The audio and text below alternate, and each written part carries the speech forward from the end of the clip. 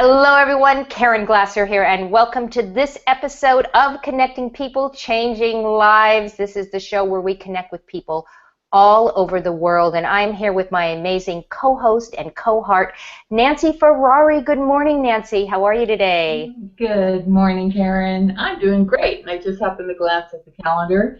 It is 5/5/2016. Happy Cinco de Mayo. Oh, right. It's Cinco de Mayo. It just sort of hit me from somewhere. But I'm just always happy to be connected with you on our show. And we have just who I refer to as probably, when I hear the word vivacious, I think of Cat Williford. She's just so delightful, such a pleasure, and I've had the opportunity to have her on my show, and I know we both met her at the same time at It's Your Turn last year, and she's like got all this lovely energy. There's a lot of substance to this woman, and I know our viewers are going to just love hearing what she has to say. So before we introduce her or welcome her, I want to share a little bit about Cat Williford. She's the founder of the Modern Goddess. I was going to say garden. Maybe she says garden. I don't know. I mean, tell me if I've done this in a while. The Modern Goddess and the Authenticity Advantage. Since 1994, she's helped thousands of women move from debilitating perfectionism and feeling like they can't be who they really are or do what they really want to do into unmasking. Remember that word, we're going to talk about that, and embracing their fabulous feminine energy, resulting in the experience of deep self-love, authentic confidence, and success on their own terms. And I just love that. That just describes how I feel whenever I talk with you. And I'm going to allow you to share more of your story because you're one of the pioneers in coaching, and that's fabulous, and you have a great story behind it. So at this time, I warmly welcome you, Cat Williford, to Connecting People, Changing Lives. Good morning. Good morning. I am so excited to be here with you all this morning. Really, Nancy, when you reached out to me, I was just like, oh yeah, I get to play with Nancy, and I get to know more about Karen too. This is going to be fun. Well, we're really excited that you're on with us, and actually we've all said at the same time we should have started it a little bit earlier. We had already jumped into a conversation, and we were talking about your Authenticity Advantage program and the cards. And if you guys don't mind, let's just jump in right there. Let's find out, what is that? How does that work? How do people do this? And then we'll talk about how we all fit into this puzzle. Love it.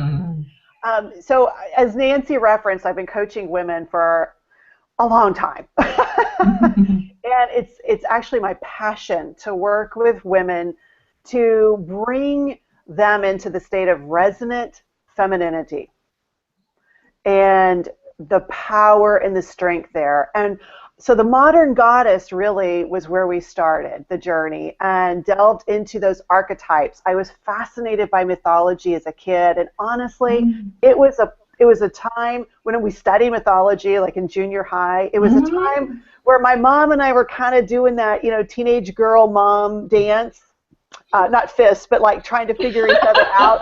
Like where do we fit together anymore? I'm not a little girl, and I'm a goddess. I'm a goddess. I was becoming a goddess, and we had this mythology thing in school, and my mom knew a lot about it, which I didn't know. My mom knew Latin. She could speak Latin, for goodness sakes. And so we bonded over these powerful archetypes. I was also an actress, and so archetypal energy and patterns and how people work and how they feel had always fascinated me. So I applied all of that into the work I was doing with women because I knew there was some kind of bigger archetypal energy pattern happening. Now this was in the 90s, right, 94, and women were not all in the sisterhood. There was a lot of competition instead of co-opetition. Ooh, I like that word, co-opetition. Like letting someone. Wordsmith. Well, it's like letting someone else's success inspire you to be more of yourself, to be more grounded in who you are and what you offer. So anyway, I had gone to a women's college. I'm kind of a, I'm a gal's gal. So seeing women not supporting each other was painful to me. And I realized we're all wearing these masks. And if you're wearing a mask, you can't actually communicate the real you and let somebody know who that is. And I heard over and over how risky it felt, how exposing it could be, and that, the possibility of rejection. And of course, all of those things are true. Yet, when we can step outside from those masks, we soar. And we stop playing somebody else's game, and we march to the music we hear internally, and we make decisions based on that rather than what we think someone else might want from us, or we stop operating to the lid. We all have that lid, like I can only go this far in this situation before something crumbles. So it's like the benefits far outweigh the negatives when you take that mask off. Absolutely, and it's terrifying. So what I realized through the work of the Modern Goddess and all the ritual and beautiful deep work we were doing was these masks were hiding the unbelievable beauty and intelligence and powerhouses that these women are. So I started just playing with the idea, bringing theater into the whole equation.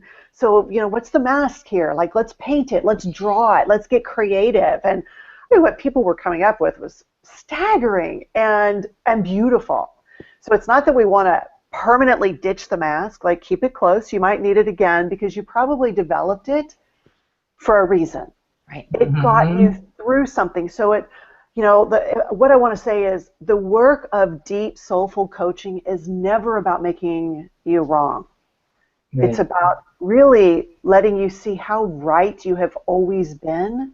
And you don't have to keep in the same place, like you don't have to stay in that place. You can continue to evolve and grow and start taking charge for the dream, and it's not even about the dream of what you want to achieve. The work I love to do is the work of what's the dream of what you want to experience? Who do you want to experience yourself as? So you are, I'm sorry, Karen, the word authenticity comes into play. There's a lot of words that came into play in my mind as I was listening. You're talking about hitting the lid, that it takes courage, as we get to be adults, to reveal ourselves who we really are. And then my mind shifted back to being like 5 years and younger when we're fearless and somewhere along from there to there, the timeline, what happened? And as you said, things happen. And when you said that to keep certain things safe, and isn't that our ego? That serves a purpose there. It serves a purpose there. In some situations, sure, it is ego and maybe looking good, what we might call the saboteur need as adults.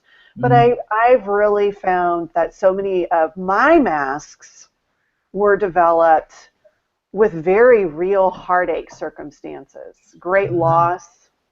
I was in a car train accident, and not that many people get to say that because not that many people live through that. And the mask that developed there was just this, I've got to be really tough because I've got to get through this rehab, and I've got to do this, and I've got to do that. So this tough exterior came about, and what happened was the mask that I call the Chief Operating Officer of Control developed. I was not driving the car. I felt like I had no control over that situation. And so I became really about controlling everything in my environment because I was so scared of being in the hospital again for several weeks and not walking. So these masks develop organically from a traumatic event. And not unlike PTSD, we develop habits to keep us feeling safe, to keep us feeling non-vulnerable. And once we can peel back that mask and get vulnerable again, no matter what the mask is, there's about 9 that I've identified, but they keep coming forward. People have got a different take on it. So it's like it's a system that I've developed, but it's also like there's room for creativity. There's room for the authenticity of what's real for people. I really like this, and wait, my dog is back there doing his thing. I really like this. You created something called the Authenticity Advantage Focus Cards, and Yes. before the show, you actually put up the deck for me because I don't have I'm gonna get my own cards now. But you put that up there, and you had me pick one, and I had a good chuckle at least. The card that I picked, you have the card sitting there, was the vulnerability. Vulnerability is my greatest strength. And what was my reaction? Ha. We all did this, exactly. So here's the question that I have for you, Kat. So how does this work? So you pull the card for the day, correct? Yes. And you look at the card, and is this something? So it says it's my greatest strength. Is that something that I'm supposed to strive for? Is it supposed to be something that I am? Is it supposed to be something that I wish I could be? How does this work? How do your cards work? So I call them focus cards rather than affirmation cards strictly, because anytime we're wanting to shift our behavior or step into something new, it takes focus. And like all the neuroscience is now backing up what we've known in like the spiritual land for a really long time. Like if you're focusing on what you're really wanting, you're more apt to experience it versus if you're focusing on what you don't want.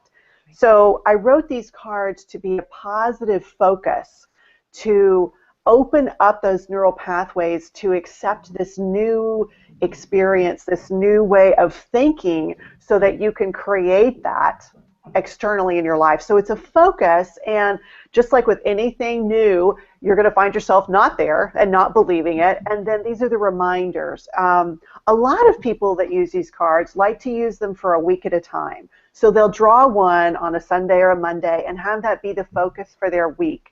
So that if they're journaling or as they're driving around or taking a walk in nature, they can consider it like an ongoing inquiry.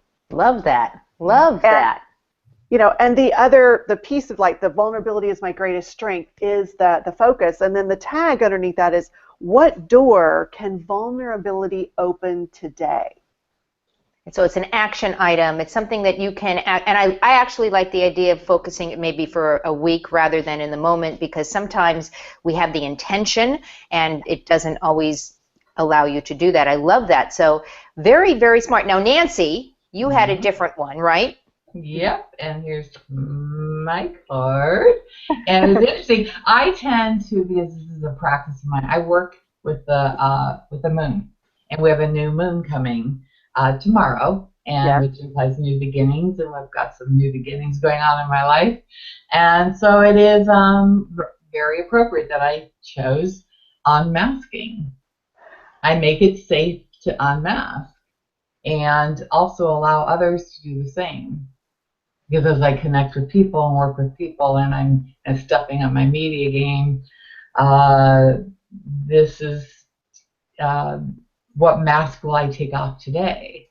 And it's just really, and it falls in line with being authentic. Very much you, Nancy. Very much you. But there's times that I'm not always in alignment. So with a new moon, that carries me through the whole cycle. Now I'll probably pick one, I like to do that for the beginning of the week with angel cards and all, but I love these cards. And as you can see, they were right there. See? You saw me. I was like, where are those things? But I love them. And I want to point out something then what you just read there, that I make it safe to unmask. And so many of us wait for a situation to change, or we think that we'll do it when we lose 10 pounds or all that blah in the head, rather than saying, wait a minute, I'm in charge. I'm the one that makes it safe. Right. And take ownership. I truly believe that as we move forward, the more women as we as women step into that taking charge and making it safe, I think that's when the world begins to change. I would agree. I would agree. How do people work with you, Cat? One-on-one, also in small groups. I love leading ritual and retreats, in fact, I've got in the back of my head, I'm resurrecting what I used to call the Goddess Cruise, and looking at a date in late August or early September, so working with a great cruise specialist to nail that down. Taking women away from their everyday environment and demands is where I believe so much stretch happens. But the one-on-one work I get to do with women, I wouldn't trade it for the world. The deep, deep inner work. And the coaching I do is really, it's not just about what I call rearranging the furniture via some goals, whether it's, I want to make X amount of money this year, or I want this to happen. It's more, what are those focus areas that when you know that those come into a synthesis for you, that it's going to be a much, they'll be experience you want. Am I hearing like race cars? Am I the only one hearing race cars? There was a truck that just went by. It sounds like NASCAR, and I was getting really excited. It sounded like NASCAR. No, it's a Ferrari here. What can I say? I was putting through my magnetic energy. Well, I'm kidding. And the motion of the car, it came in at a perfect time. It did. See, we asked for what we wanted. So I have a question for you, Kat. I have a question about the evolution of women and what you're seeing in the evolution of women. Are women more open to exploring who and what they are and how they fit in society? Do you see women are closing themselves off because more and more women are entrepreneurs and maybe it's a different environment? What are you seeing in your practice in terms of the shift, if there's a shift?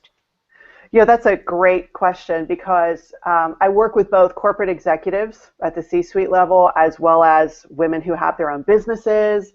I'm an equal opportunist that way. Anyone who wants to grow and stretch, I'm your gal.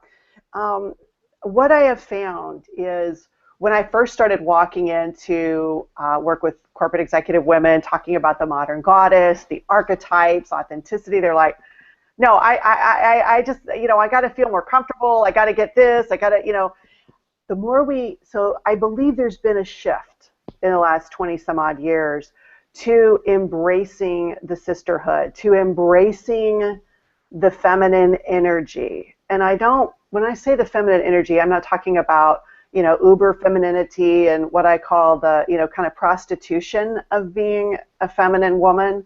Like it's not all pink high heels and stuff, but it's the deep, deep strength that comes from our love. And what I've noticed is when someone is willing to shift the conversation from out there to in here is when self-love emerges. So what I have noticed is people are much more willing to have the internal conversations.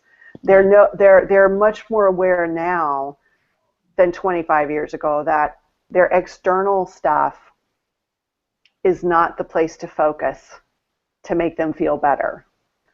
The place to focus is within and to strengthen the within parts of them that have been fragile or they've even just been holding as fragile. I think sometimes we hold that inner stuff as fragile when it's really not. That's why I love the vulnerability card here that came through. Vulnerability is our greatest strength, and where we get to start is being vulnerable with ourselves. Yes. That's always the beginning place. So that's where I take women first. It's like we don't need to worry about out there. Like you don't have to go be vulnerable tomorrow out there if that feels too risky. Let's start within. Let's find out what that even means. Do you think it's because women, we're all, not just women, men and women, we're living longer? We are working longer. We are in the world, not just in our own personal life with our husband, significant other, but we're out there and for a much longer time. I know for me personally, as I'm, how do I put this? As I start to appreciate the age that I'm in, and I don't want to work till I die. I don't. I want to work until I retire so that I can actually enjoy the next, I see it as the next stage in my life. And so between now and whenever that time is, there is a date, but between that, and I am really working hard to become a much more whole person, so that when I get into that, I'm no longer working and that is my entire life, that I will be the best me that I'm going to be. And I don't know if it's just because I've worked for as long as I've worked and I see the end, and I don't mean the end of life, I mean the end of career the way I've done it. So I don't know if any of that plays into it, but I sense the big difference in me in the last several years. Yeah. You know, it's interesting because I've worked with young women, women who are I think I tend to work a lot with women who are around my age, as so our age keeps progressing. Right. But what I think what I've noticed is, yeah, this is true. So I had to check.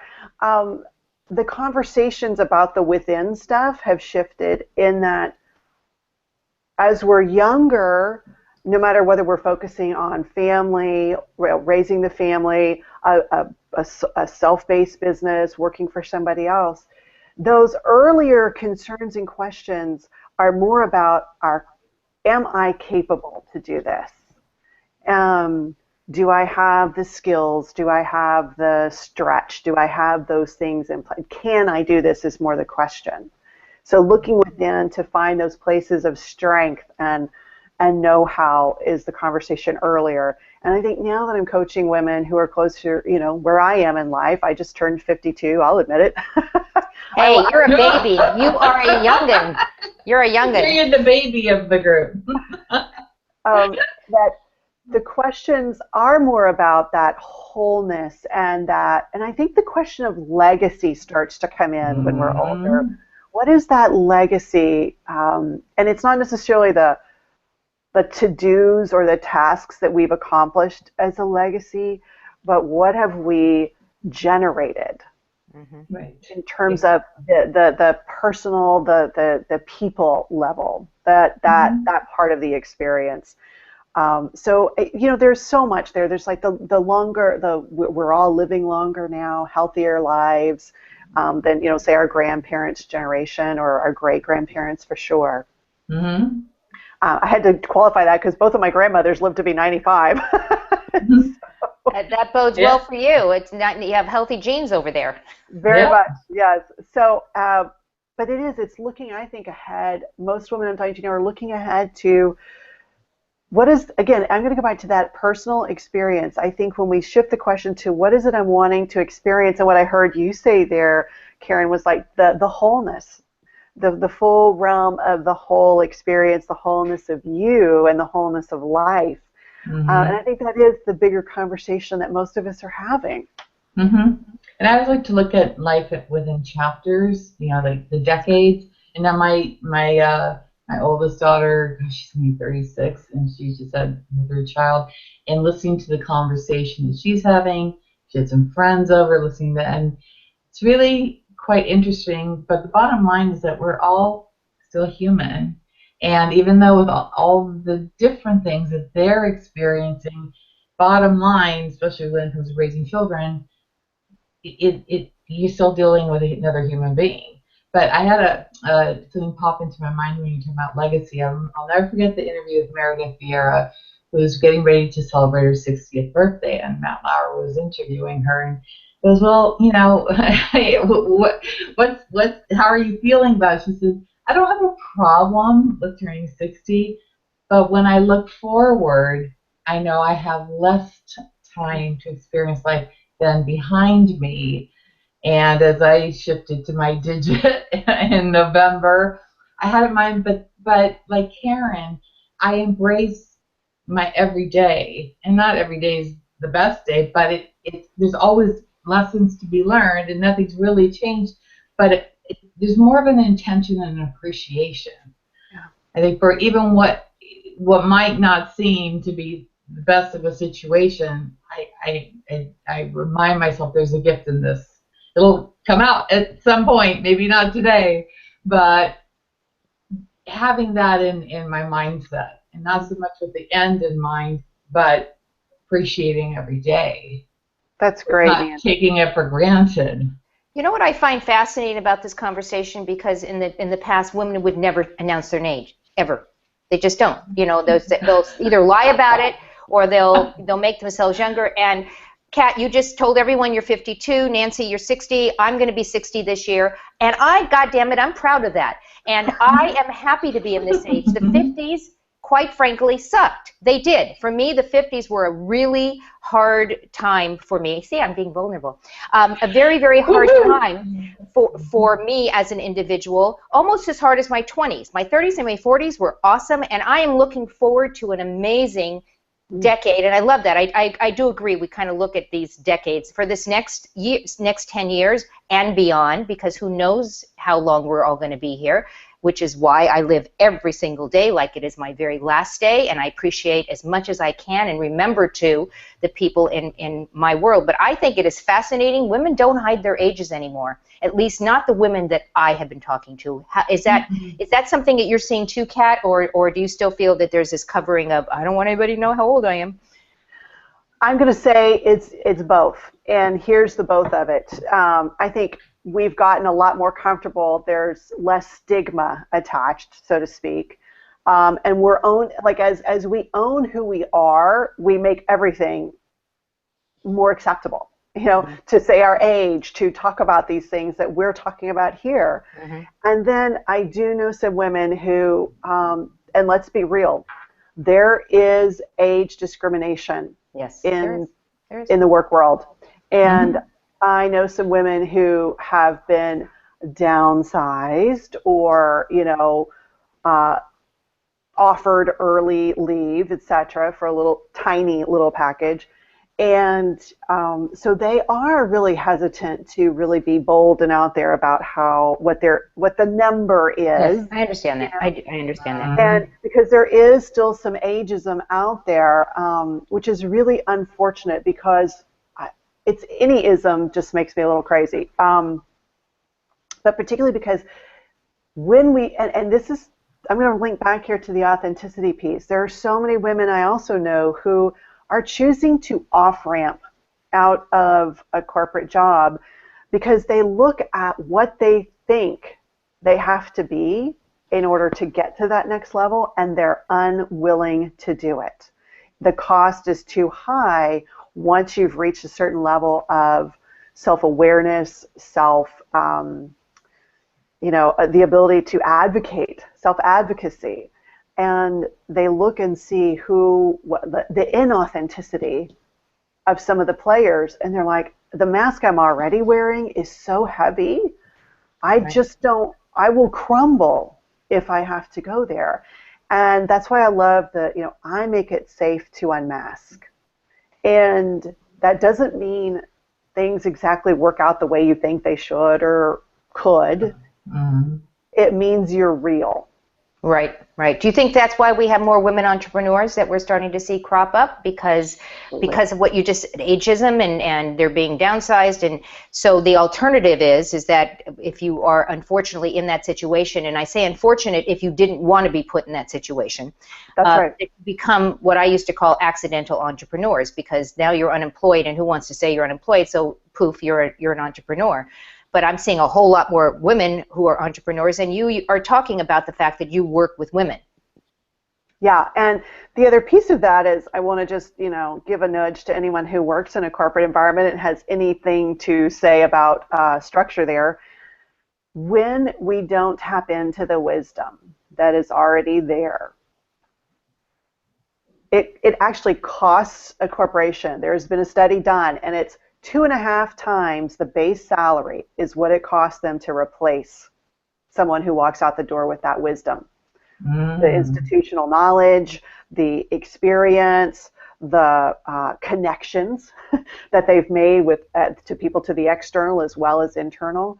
So it behooves companies to actually tap into the wisdom that is already there, and there's great wisdom coming up, with the folks who are just graduating and coming in. They have a whole different slew of wisdom. But I believe what's going to transform the economy, really, if you get right down to it, is both. is that Amen. wisdom is the wisdom of the new stuff, and the wisdom of we're almost stepping into the place of elder. Yeah, you are so right on. You are so right on. I know you have a gift for all of our viewers, and they can go to catwilliford.com/inner-game. By the way, guys, the link's right below here. Just go click on it and you can claim your complimentary mini deck of these authenticity cards. Very cool. And it's these right here. So I'm getting mine. I'm going to get mine. And you can also connect with Cat right there, right on the site.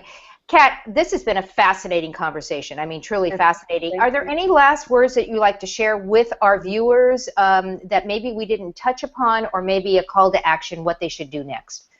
Here's what I love. Reach out to me. If you want to email me directly, do it. I'm on Facebook. You can find me. I love to be in conversation with people. So don't hesitate to reach out if you have a question about anything that we talked about. I love talking about this stuff. I could talk about it all day long. And I love supporting people to find that strength within. So the parting thing, or the last thing I'd like to say is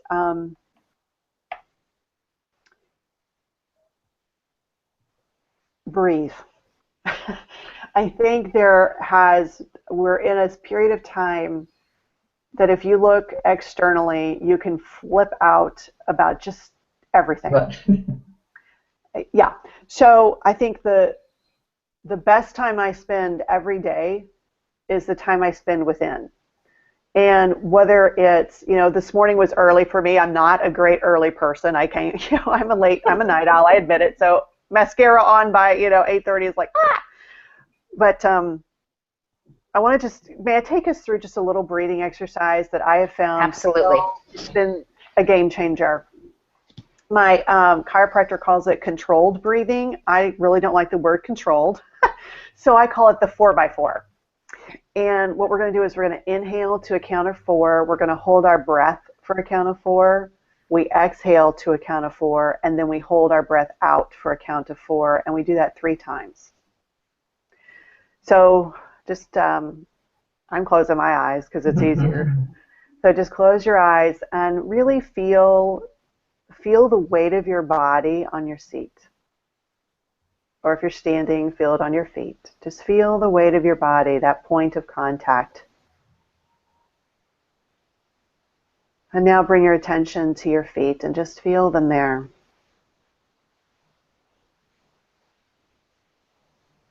And now bring your awareness to your hands. Wherever they're resting, just feel the weight of your hands.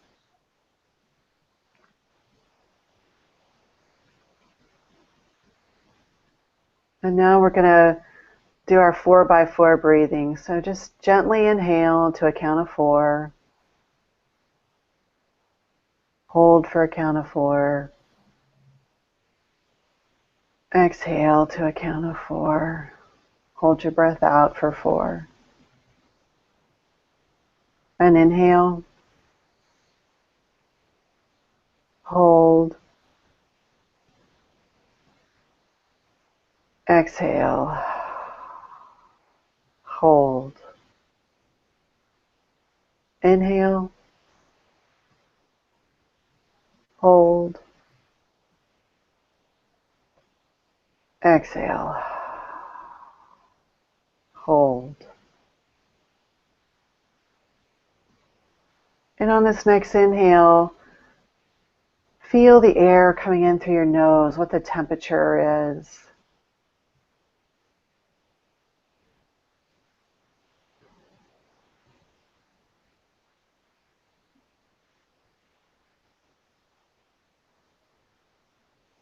And now take another breath, gentle.